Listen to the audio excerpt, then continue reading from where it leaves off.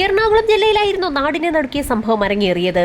ലേക്ക് shore ഹോസ്പിറ്റലിൽ work ചെയ്തിരുന്ന doctor Shabeer എന്ന വ്യക്തി പകലത്തെ തന്റെ തിരക്കുകൾ അവസാനിപ്പിച്ച ശേഷം വൈകുന്നേരം 7 മണിയോടുകൂടിയായിരുന്നു മൊബൈൽ ഫോൺ കയ്യിലേക്കെടുത്തത്. മൊബൈൽ ഫോണിൽ ചില കാര്യങ്ങളൊക്കെ നോക്കുന്ന സമയത്തായിരുന്നു ഞെട്ടിക്കുന്ന ഒരു കാര്യം അദ്ദേഹത്തിന്റെ ശ്രദ്ധയിൽപ്പെടുന്നത്. അദ്ദേഹത്തിന്റെ സിം ഡീആക്ടിവേറ്റ് ചെയ്യപ്പെട്ടിരിക്കുകയാണ്. അത്യാവശ്യമുള്ള തന്റെ കോണ്ടാക്റ്റുകളും സോഷ്യൽ മീഡിയ പ്ലാറ്റ്ഫോമുകളും ഒന്നും തന്നെ ഓപ്പൺ ചെയ്യാൻ കഴിയാതെ വന്ന സാഹചര്യത്തിലാണ് അദ്ദേഹത്തിന് തന്റെ സിം ഡീആക്ടിവേറ്റ് ചെയ്യപ്പെട്ട കാര്യം മനസ്സിലായത്. ഡോക്ടർ ഉടൻ തന്നെ സമീപത്തുള്ള ഒരു മൊബൈൽ ഷോപ്പുമായി ബന്ധപ്പെട്ട് തന്റെ പരാതി അറിയിച്ചു. മൊബൈൽ കടക്കാർ വെബ്സൈറ്റ് പരിശോധിച്ച സമയത്ത് ഷബീർ എന്ന ഡോക്ടറിന്റെ പേരിൽ ഒരു ഡ്യൂപ്ലിക്കേറ്റ് സിം എടുത്തിരിക്കുന്നതായി അവരുടെ ശ്രദ്ധയിൽപ്പെട്ടു. ഡ്യൂപ്ലിക്കേറ്റ് സിം എടുത്തതിന് ശേഷമാണ് ഷബീറിന്റെ കൈവശമുണ്ടായിരുന്ന നിലവിലെ സിം ഡീആക്ടിവേറ്റ് ആക്കപ്പെട്ടിരിക്കുന്നത്. എന്നാൽ ഡോക്ടർ അങ്ങനെ ഒരു സിം എടുത്തിട്ടേയില്ല എന്ന് മൊബൈൽ കടക്കാരെ അറിയിച്ചു. ഡ്യൂപ്ലിക്കേറ്റ് സിം എടുത്ത ശേഷം ആ വ്യക്തി ഡോക്ടറുടെ സിം ബ്ലോക്ക് ചെയ്തിരിക്കുകയാണെന്ന് മൊബൈൽ ഷോപ്പുകാർ ഡോക്ടറെ അറിയിച്ചു. ഡോക്ടറുടെ ആവശ്യം പരിഗണിച്ച് ഷോപ്പിലുള്ള ആളുകൾ അവരുടെ സെൻട്രൽ സെർവറുമായി ബന്ധപ്പെട്ട് ഡ്യൂപ്ലിക്കേറ്റ് സിം ഉടൻ തന്നെ ഡീആക്ടിവേറ്റ് ചെയ്യുകയും ഡോക്ടറുടെ സിം ആക്റ്റീവ് ആക്കി കൊടുക്കുകയും ചെയ്തു. സിം ആക്റ്റീവായ സമയം മുതൽ നിരവധി മെസ്സേജുകളാണ് ഡോക്ടറിന്റെ ഫോണിലേക്ക് തുരുതുരാ വന്നുകൊണ്ടിരുന്നത്. മെസ്സേജുകളിലേക്ക് നോക്കിയ ഡോക്ടർ അക്ഷരാർത്ഥത്തിൽ നടുങ്ങിപ്പോയി. ഷബീറിന്റെ അക്കൗണ്ടിൽ നിന്ന് നിരവധി തവണ പണം പിൻവലിച്ചിരിക്കുകയാണ്. സമയം രാത്രിയായതോടുകൂടി ബാങ്കുകൾ പ്രവർത്തനം അവസാനിപ്പിച്ച സാഹചര്യത്തിൽ തന്റെ അക്കൗണ്ട് ഉടൻ ബ്ലോക്ക് ചെയ്യണമെന്നാവശ്യപ്പെട്ടുകൊണ്ട് ബാങ്കിന്റെ ടോൾ ഫ്രീ നമ്പറിലേക്ക് ഡോക്ടർ മെസ്സേജ് അയച്ചു. തൊട്ടടുത്ത ദിവസം രാവിലെ തന്നെ ബാങ്കിലെത്തിയ ഷബീർ സ്റ്റേറ്റ്മെന്റ് എടുത്തു. സ്റ്റേറ്റ്മെന്റിലേക്ക് നോക്കിയ ഷബീർ ശരിക്കും നടുങ്ങിപ്പോയി. തന്റെ അക്കൗണ്ടിൽ നിന്നും അനവധി തവണയായി 14 ലക്ഷത്തിലധികം രൂപ പിൻവലിച്ചിരിക്കുകയാണ്. ഷബീറിന്റെ ബാങ്ക് സ്റ്റേറ്റ്മെന്റ് വാങ്ങിച്ചു നോക്കിയ ബാങ്ക് മാനേജർ ചില സ്ഥലങ്ങളിലൊക്കെ കോൺടാക്ട് ചെയ്ത ശേഷം ഷബീറിനോട് നടുക്കുന്ന ഒരു കാര്യമാണ് പറഞ്ഞത്. ഇന്ത്യയിൽ അങ്ങോളം ഇങ്ങോളമുള്ള ATMകളിൽ നിന്ന് പല തവണയായി ഷബീറിന്റെ അക്കൗണ്ടിലുണ്ടായിരുന്ന പണം മുഴുവൻ ആരോ പിൻവലിച്ചിരിക്കുകയാണ്. ഇന്ത്യയിലെ 18 സ്ഥലങ്ങളിലുള്ള 90 ATMകളിൽ നിന്നാണ് ഷബീറിന്റെ അക്കൗണ്ടിലെ പണം പിൻവലിച്ചിരിക്കുന്നത്. ഏതാനും മണിക്കൂറുകൾ കൊണ്ട് ഗുരുതരമായ ഒരു ക്രൈമാണ് നടന്നിരിക്കുന്നതെന്ന് മനസ്സിലാക്കിയ ബാങ്ക് മാനേജറും ഷബീറും ഉടൻ തന്നെ CIയെ വിവരം അറിയിച്ചു. ഏതാനും മണിക്കൂറുകൾ കൊണ്ട് ഇത്രയധികം ATMകളിൽ നിന്ന് എങ്ങനെ പണം പിൻവലിക്കാൻ കഴിയുമെന്നായിരുന്നു പോലീസിന്റെ സംശയം. വലിയൊരു സംഘം തന്നെ ഇതിന് പിന്നിലുണ്ടാകുമെന്ന് പോലീസ് ഉറപ്പിച്ചു. എത്രയും വേഗം തന്നെ പ്രതികളെ കണ്ടെത്തണമെന്നാവശ്യപ്പെട്ടുകൊണ്ട് ഡിവൈഎസ്പിയുടെ നേതൃത്വത്തിൽ ഒരു ടീം തന്നെ ഉണ്ടാക്കി. സൈബർ വിദഗ്ധർ കൂടി ഉൾപ്പെടുന്ന ആ ടീം ഷബീറുമായി ബന്ധപ്പെട്ടുള്ള മുഴുവൻ രേഖകളും ഉടൻ തന്നെ എടുത്തു. സൈബർ സെല്ലിന്റെ അന്വേഷണത്തിൽ ഡ്യൂപ്ലിക്കേറ്റ് സിം എടുത്തിരിക്കുന്നത് ഹൈദരാബാദിൽ നിന്നാണെന്ന് വ്യക്തമായി. ഹൈദരാബാദിൽ നിന്നാണ് സിം ഇഷ്യൂ ചെയ്തിരിക്കുന്നതെന്ന് മനസ്സിലായ ഉടൻ തന്നെ CI അടങ്ങുന്ന സംഘം ഹൈദരാബാദിന് പുറപ്പെട്ടു. ഹൈദരാബാദിലെ മൊബൈൽ ഷോപ്പ് കേന്ദ്രീകരിച്ച് നടത്തിയ അന്വേഷണത്തിൽ കേരളത്തിൽ നിന്നും ഒരു കോൺഫറൻസിനായി എത്തിയ വ്യക്തിയാണ് അവിടെ നിന്ന് ഡ്യൂപ്ലിക്കേറ്റ് സിം എടുത്തതെന്ന് പോലീസ് സംഘത്തോട് കടയുടമ വ്യക്തമാക്കി. ഒറിജിനൽ സിം നഷ്ടമായ സാഹചര്യത്തിൽ ഡ്യൂപ്ലിക്കേറ്റ് സിം ഇഷ്യൂ ചെയ്യണമെന്നാവശ്യപ്പെട്ടുകൊണ്ട് ID കാർഡ് നൽകുകയും അതിന്റെ പശ്ചാത്തലത്തിൽ മൊബൈൽ ഷോപ്പുകാർ ഡ്യൂപ്ലിക്കേറ്റ് സിം എടുത്തു നൽകുകയുമായിരുന്നു. ID കാർഡിന്റെ കോപ്പി കടയിലുണ്ടെന്ന് മനസ്സിലാക്കിയ പോലീസ് സംഘം ഉടൻ തന്നെ അത് എടുപ്പിച്ചു. എറണാകുളത്തെ ഡോക്ടർ ഷബീർ ഖാന്റെ പേരിൽ തന്നെയാണ് ഡ്യൂപ്ലിക്കേറ്റ് സിം എടുത്തിരിക്കുന്നത്. പേരും അഡ്രസ്സും മറ്റ് വിവരങ്ങളുമെല്ലാം എറണാകുളത്തെ ഷബീർ ഖാൻ എന്ന ഡോക്ടറിന്റേത് തന്നെയാണ്. എന്നാൽ അതിൽ പതിഞ്ഞിരിക്കുന്ന ഫോട്ടോയിൽ മാത്രം ചില വ്യത്യാസങ്ങളുണ്ടെന്ന് പോലീസിന് വ്യക്തമായി. ഫോട്ടോയിൽ കാണുന്ന വ്യക്തി നേരിട്ടെത്തിയാണ് ഡ്യൂപ്ലിക്കേറ്റ് സിം എടുത്തതെന്ന് കടയുടമ പോലീസിനോട് മൊഴി നൽകുകയും ചെയ്തു. ഡോക്ടറിന്റെ ID കാർഡിന്റെ ഒരു വ്യാജ കോപ്പി ഉപയോഗിച്ചാണ് ഇവിടെ തിരിമറി നടന്നിരിക്കുന്നത്. ഹൈദരാബാദിലെത്തിയുള്ള പോലീസിന്റെ അന്വേഷണം പുരോഗമിക്കുന്ന സാഹചര്യത്തിൽ എറണാകുളത്ത് ഷബീറിന്റെ അക്കൗണ്ട് കേന്ദ്രീകരിച്ചുള്ള വിശദമായ ഒരു അന്വേഷണം ബാങ്കുമായി ബന്ധപ്പെടുത്തി മറ്റൊരു സംഘം പോലീസുകാർ നടത്തുകയായിരുന്നു. ബാങ്ക് അക്കൗണ്ടുകൾ കേന്ദ്രീകരിച്ച് നടത്തിയ അന്വേഷണത്തിൽ ഷബീറിന്റെ അക്കൗണ്ടിൽ നിന്നും 22 അക്കൗണ്ടുകളിലേക്കാണ് പണം ട്രാൻസ്ഫർ ചെയ്തിട്ടുള്ളതെന്ന് കണ്ടെത്തി. ഇന്ത്യയിലെ 18 സ്ഥലങ്ങളിൽ നിന്നുള്ള 90 ATMകളിൽ നിന്നാണ് അവ പിൻവലിച്ചിരിക്കുന്നത്. പോലീസ് സംഘം ഉടൻ തന്നെ ഷബീറിന്റെ അക്കൗണ്ടിൽ നിന്നും പണം ട്രാൻസ്ഫർ ചെയ്യപ്പെട്ട 22 അക്കൗണ്ടുകളുടെയും വിശദമായ ഡീറ്റെയിൽസ് തന്നെ എടുത്തു. 22 അക്കൗണ്ടുകളെ കേന്ദ്രീകരിച്ച് ഒരു അന്വേഷണം നടത്തിയ സാഹചര്യത്തിൽ ഞെട്ടിക്കുന്ന ചില വിവരങ്ങളായിരുന്നു പോലീസിന് ലഭിച്ചത്. പണം ട്രാൻസ്ഫർ ചെയ്യപ്പെട്ട 22 അക്കൗണ്ട് ഹോൾഡേഴ്സിനും തങ്ങൾക്ക് അങ്ങനെ ഒരു അക്കൗണ്ട് ഉണ്ടോ എന്നുള്ള കാര്യം പോലും അറിവില്ലായിരുന്നു. ആ 22 അക്കൗണ്ട് ഉടമകളും ഹൈദരാബാദിലെ കൺസ്ട്രക്ഷൻ സൈറ്റിൽ വർക്ക് ചെയ്യുന്നവരാണ്. 22 പേർക്കും തങ്ങൾക്ക് അങ്ങനെ ഒരു അക്കൗണ്ട് ഉള്ള കാര്യം അറിവില്ല എന്ന് പറഞ്ഞത് പോലീസ് വിശ്വസിച്ചില്ല. അക്കൗണ്ട് ഉടമകളായ 22 പേരും തങ്ങളുടെ ID കാർഡുകൾ നേരത്തെ ആർക്കെങ്കിലും ഹാൻഡ് ഓവർ ചെയ്തിട്ടുണ്ടോ എന്നുള്ള കാര്യം പോലീസ് തിരക്കി. കൺസ്ട്രക്ഷൻ സൈറ്റിൽ ജോയിൻ ചെയ്യുന്ന സമയത്ത് പല കാര്യങ്ങളും ഉടമ അവരിൽ നിന്നും ഒപ്പിട്ട് വാങ്ങിച്ചിട്ടുണ്ട്. അക്കൂട്ടത്തിൽ ആ 22 തൊഴിലാളികളുടെയും ID കാർഡിന്റെ കോപ്പി കൂടി സ്ഥാപനത്തിൽ സമർപ്പിക്കേണ്ടി വന്നിട്ടുണ്ട്. പുറത്തുനിന്നുള്ള ആളുകൾക്ക് ജോലികൾ നൽകുന്ന സമയത്ത് അത്തരത്തിൽ ID കാർഡിന്റെ കോപ്പികൾ വാങ്ങി സൂക്ഷിക്കാറുള്ള ഒരു പതിവ് കൂടി ഉള്ളതുകൊണ്ട് പോലീസിന് അക്കാര്യത്തിൽ വലിയ സംശയമൊന്നും തോന്നിയില്ല. എന്നാൽ അവർ ജോലിക്കെത്തിയ സമയത്ത് ബാങ്ക് അക്കൗണ്ട് എടുക്കുന്നതിനായി ഏതെങ്കിലും പേപ്പറുകളിൽ നേരത്തെ ആരെങ്കിലും ഒപ്പിട്ട് വാങ്ങിയിട്ടുണ്ടോ എന്നുള്ള കാര്യം പോലീസ് അന്വേഷിച്ചു. അത്തരത്തിൽ ബാങ്ക് അക്കൗണ്ട് തുടങ്ങുന്നതിനായി അവരെയെല്ലാം ഫോമുകളിൽ ഒപ്പിട്ട് വാങ്ങിയിട്ടുണ്ടെന്നുള്ള കാര്യം ആ തൊഴിലാളികൾ പോലീസിന് മൊഴി നൽകി.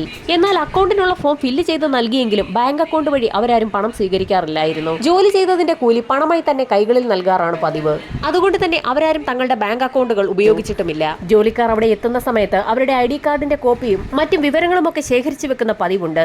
അക്കൗണ്ട് എടുത്തു നൽകുന്നതിനായി ചില ഫോമുകളിൽ ഒപ്പിടിയിക്കാറുമുണ്ട്. എന്നാൽ അതൊക്കെ അവരുടെ ഹെഡ് ഓഫീസിൽ നിന്നെത്തുന്ന ചില ജോലിക്കാരാണ് ചെയ്യാറുള്ളത്. അവരുടെ ഹെഡ് ഓഫീസ് ഹൈദരാബാദിലാണെന്ന് മനസ്സിലാക്കിയ പോലീസ് സംഘം ഹെഡ് ഓഫീസ് തിരക്കി അവിടെ എത്തി. എന്നാൽ വലിയൊരു ഓഫീസിന് പകരം ഒരു വീടാണ് പോലീസ് സംഘം അവിടെ കണ്ടത്. കൺസ്ട്രക്ഷനുമായി ബന്ധപ്പെട്ടുള്ള ഉന്നത ഉദ്യോഗസ്ഥനെ കണ്ട പോലീസ് സംഘം ആകെ അമ്പരന്നു.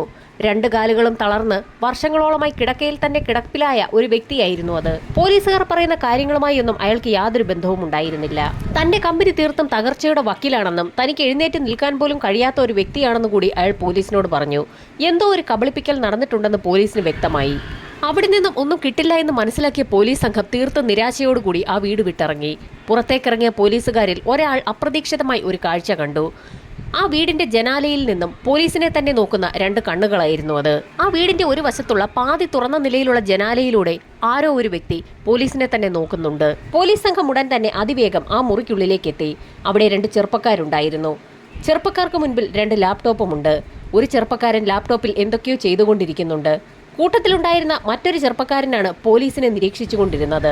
ചെറുപ്പക്കാരിൽ ഒരാളെ കണ്ട CIക്ക് ഒരു സംശയം തോന്നി. നേരത്തെ ഹൈദരാബാദിലെ മൊബൈൽ ഷോപ്പിൽ നിന്നും ഡ്യൂപ്ലിക്കേറ്റ് സിം കാർഡ് എടുത്ത വ്യക്തി നൽകിയിരുന്ന ഷബീറിന്റെ ID കാർഡിന്റെ വ്യാജ കോപ്പിയിലുണ്ടായിരുന്ന വ്യക്തിയുടെ അതേ മുഖഛായ. ലാപ്ടോപ്പോടുകൂടി തന്നെ ആ 2 ചെറുപ്പക്കാരെയും പോലീസ് സംഘം കസ്റ്റഡിയിലെടുത്തു. ഇതോടൊപ്പം തന്നെ തൊട്ടടുത്ത മുറിയിൽ പാരാലിസിസ് പിടിച്ച് കിടക്കുകയായിരുന്ന ആ വ്യക്തിയെ കൂടി പോലീസ് കസ്റ്റഡിയിലെടുത്തു. കാരണം അയാൾ പറഞ്ഞിട്ടാണ് ഇതൊക്കെ തങ്ങൾ ചെയ്തതെന്ന് ചെറുപ്പക്കാർ പോലീസിനോട് പറഞ്ഞിരുന്നു. 3 പേരെയും CI സുരേഷ് ബാബുവും സംഘവും ഒരുമിച്ചിരുത്തി തന്നെ ചോദ്യം ചെയ്തു തുടങ്ങി. സ്വാഭാവികമായും ആ 3 പേരും തെലുങ്കിൽ സംസാരിക്കുന്നത് കൊണ്ട് തന്നെ ഹൈദരാബാദ് സ്റ്റേഷനിലുള്ള പോലീസുകാർ അവർ പറയുന്ന കാര്യങ്ങളൊക്കെ ഇംഗ്ലീഷിലേക്ക് തർജ്ജമ ചെയ്ത് കേരള പോലീസിന് അറിയിച്ചു കൊടുത്തു. ചോദ്യം ചെയ്യലിൽ ഞെട്ടിക്കുന്ന ചില കാര്യങ്ങളാണ് പോലീസിന് മനസ്സിലായത്. ആ 3 സംഘം ഒരു ഹവാല റാക്കറ്റുമായി ബന്ധപ്പെട്ട് വർക്ക് ചെയ്യുന്നവരാണ്. അവരുടെ ലാപ്ടോപ്പ് പരിശോധിച്ചതിൽ നിന്നും ധാരാളം പണമിടപാടുകളുടെ രേഖകൾ കണ്ടെത്താൻ കഴിഞ്ഞു. ലാപ്ടോപ്പിനുള്ളിലെ പണമിടപാടുകൾ വിശദമായി നിരീക്ഷിച്ച പോലീസ് സംഘത്തിന് ആക്സിസ് ബാങ്കിന്റെ പേര് പെട്ടെന്നാണ് ശ്രദ്ധയിൽപ്പെട്ടത്. എറണാകുളത്തെ ആക്സിസ് ബാങ്കിലായിരുന്നു ഡോക്ടർ ഷബീറിന് അക്കൗണ്ട് ഉള്ളത്.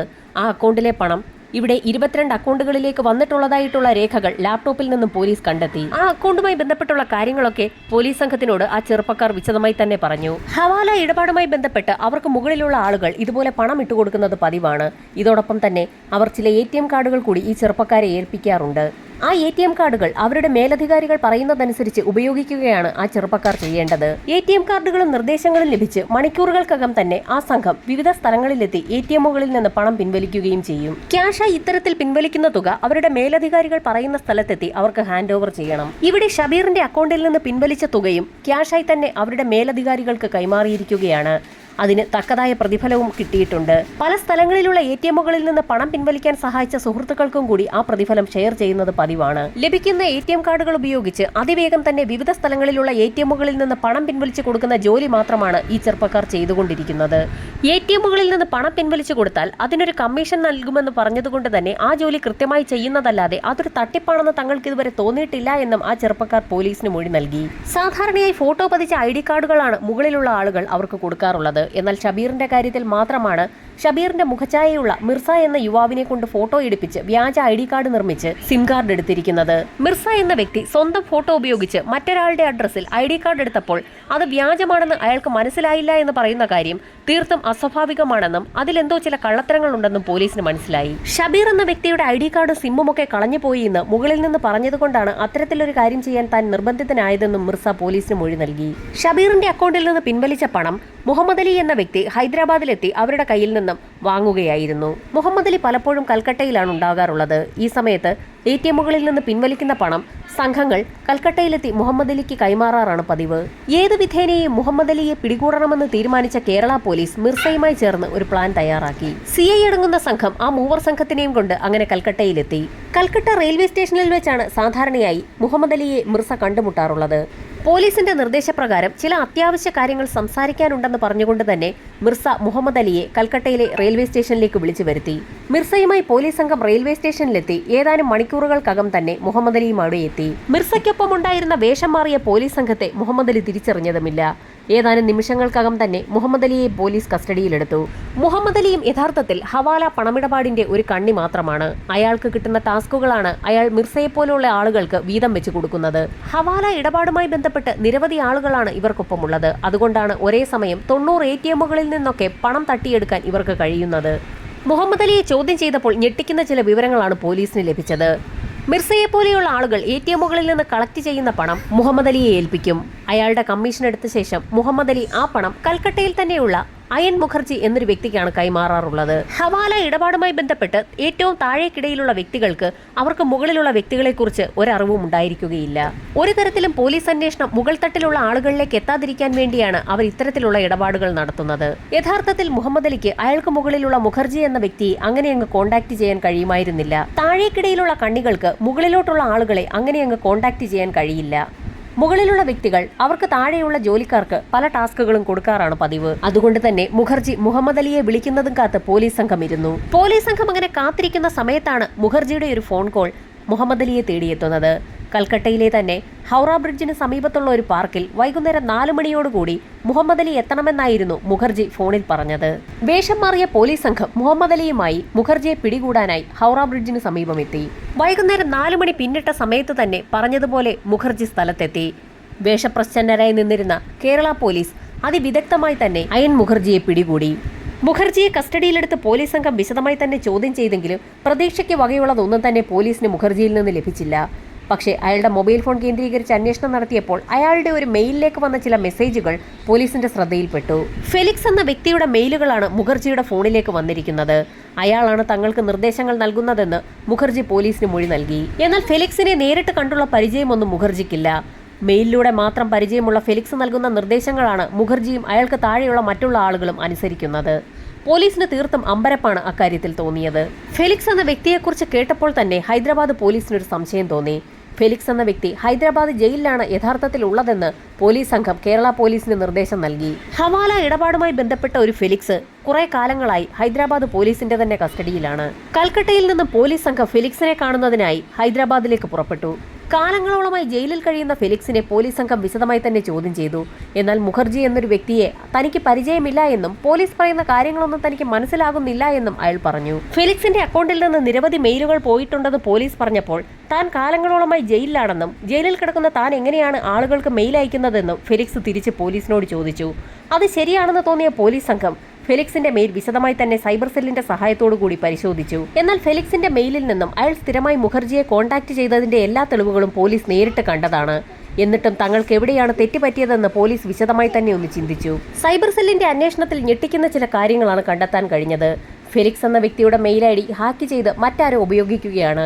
അത്തരത്തിൽ ഉപയോഗിക്കുന്ന വ്യക്തിയുടെ IP അഡ്രസ്സും അതാരാണ് ഉപയോഗിക്കുന്നതെന്നും സൈബർ സെല്ല് കണ്ടെത്തി. നൈജീരിയക്കാരനായ ഒരു ആന്റണി എന്ന വ്യക്തിയാണതെന്ന് പോലീസ് മനസ്സിലാക്കി. ഫെലിക്സ് എന്ന പേരിൽ അയാൾ ഇനിയും മുഖർജിയെ കോൺടാക്ട് ചെയ്യുന്ന സമയത്ത് അയാളെ പിടികൂടാൻ തന്നെ പോലീസ് സംഘം തീരുമാനിച്ചു.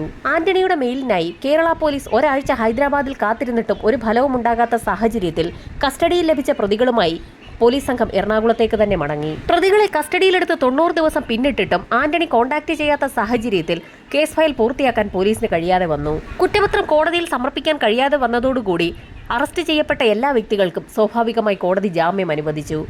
ജാമ്യം അനുവദിച്ച പ്രതികൾ രാജ്യത്തിന്റെ വിവിധ ഭാഗങ്ങളിലേക്ക് പോയിട്ടും പോലീസ് സംഘം ആന്റണിക്കായി കാത്തിരിക്കുകയാണ്. കേസ് ക്ലോസ് ചെയ്യാൻ കഴിയാതെ അന്വേഷണം ഇപ്പോഴും നടക്കുകയാണ്. അത് മാത്രവുമല്ല, പണം നഷ്ടപ്പെട്ട ഷബീറിന് ഇതുവരെയും തന്റെ പണം തിരികെ ലഭിച്ചതുമില്ല.